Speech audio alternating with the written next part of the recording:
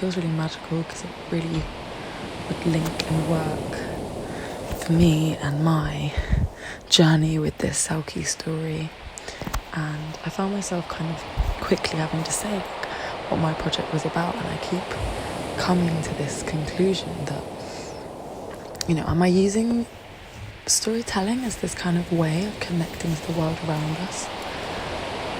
And I am, but I kind of keep making up, and I'm kind of keep getting inspired by just Blind Boy's kind of way that he talks about folklore and about how it maintains biodiversity.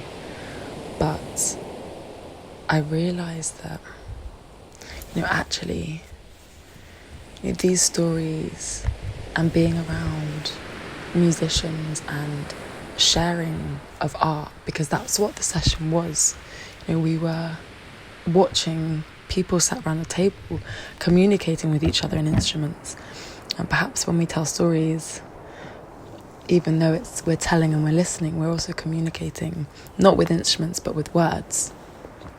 And I kind of felt like actually this journey of storytelling has been actually about connecting with people and connecting with community and creating community from that and feeling connection from that.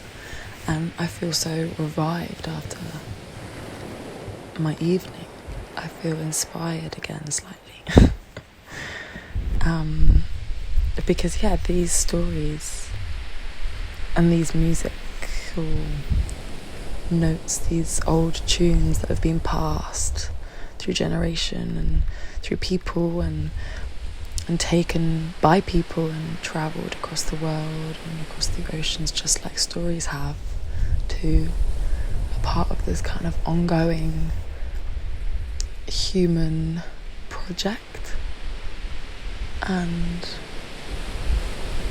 I think maybe that's what my audiovisual piece is kind of about. It's kind of about my way of, using this story to learn and think through other things in this human and non-human world that we live in. This biodiversity, this ecology, this society, this city, my life, this university dissertation project, this audiovisual project. It's kind of my guide for that.